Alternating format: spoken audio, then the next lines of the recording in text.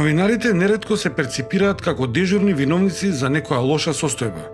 Заради нивната јавна изложеност како пренесувачи на информации од јавен интерес, често стануваат и мета на јавноста. Линчувања, етикетирања, дехуманизација и физички напади. Новинарите веќе долго време барат поголема заштита или статус на службено лице со цел да се одбранат од овие напади. Нападите врз новинарите со себе си носат долгорочни последици. Нападот остава лузни за цел живот. Не се почувствував многу добро тоа во тој момент кога има вербални напади и од страна на полицискиот службеник, но и од страна на другиот службеник задолжен за изборите, бидејќи видов дека не толку ја сваќаат работата, тежината на новинарството, а посебно тоа фактот дека сме жени новинарки. Најубедливо, најлошо искуство досега за мене е така наречениот крвавиот четврток, односно насилниот упад во собранието. Тогаш пред портата на законодавниот дом, конкретно, буквално пред самата порта на законодавниот дом, бев физички нападната и ми беше скршена камерата со која што се обидував да ја снимам толпата која што се обидува насилно да влезе во собранието. Да биде белјата поголема, јас бев бремена во тој период со моето второ дете. Ваквите трауми можат да има долгорочни последици врз психичкото здравје на новинарите, но и врз нивната способност да ја вршат новинарската професија. Последиците не престануваат. Да сите мислат дека веднаш ќе се пријави тоа, ќе се побара заштита, ќе почне постапката и веќе жената треба да е нормална. Значи тие симптоми треба да исчезнат. Меѓутоа потребно е после тоа долго време за да дел од работите се вратат во нормала. Она што е многу впечатливо е дека многу често посурово и пострашно го доживуваат самите промените кај себе од психолошкото насилство, отколку физичките повреди. Притисок новинарите трпат во различни форми. Често пати и економскиот притисок тешко ги погодува. Целта на новинарството и на новинарите е да вознемируваат, да предизвикуваат теми, општествени појави, да поставуваат прашања и се разбира дека новинарството секој новинар треба да се соочи со тоа дека не е така комотна професија. Но, тоа не значи дека треба новинарите да се тепаат, да се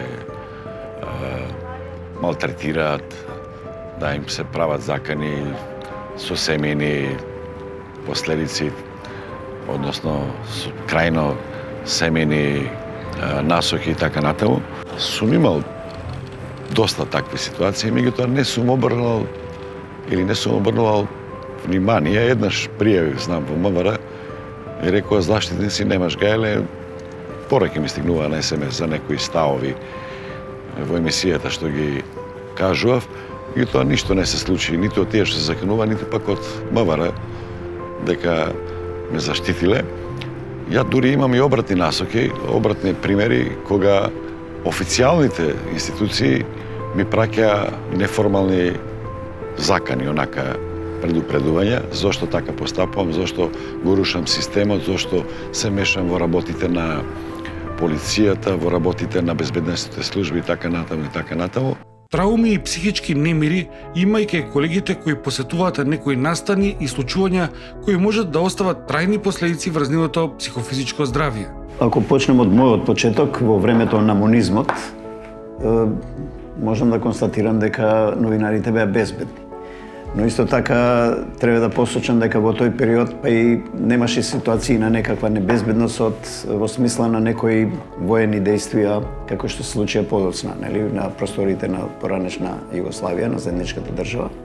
Нешто се обидуваше Сдруженијето на новинарите за поголеми протести, демонстрации и така натаму, опреми една група новинари со заштитни елици, кациги и некои други средства, елеци.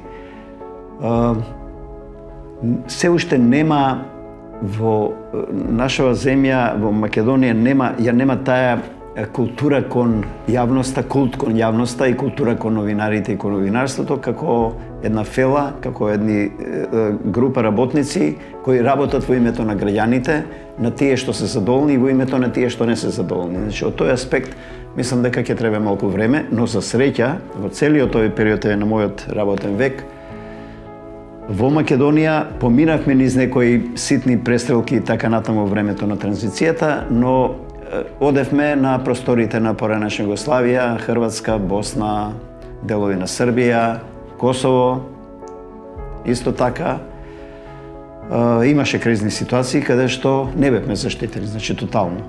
Од Сдруженијето за заштита при работа Тутела Скопје велат дека треба да се внимава со новинари кои претрпеле одредено психичко насилство или имаат трауми од ваквото насилство, да не се испраќаат на слични настани кои може да предизвикаат дополнителни трауми. Некогаш не секој новинар е спремен да оди на такви места. Значи новинарот некогаш може да процени дека он не може психички да го издржи товарот на таа работна задача што му се доделува во моментот. И тој што го праќа, или тој што му кажува дека мора да одиш, треба да го има тоа предвид. Значи не може да пратиме некој што не е спремен да отиде на место каде што свесно го фрламе во оган. Може да настрада. За да немаат проблеми со новинарите, пред се тие што заминуваат на терен и на ризични места, од кои може да имаат последици, секогаш треба да се следат и препораките за заштита при работа.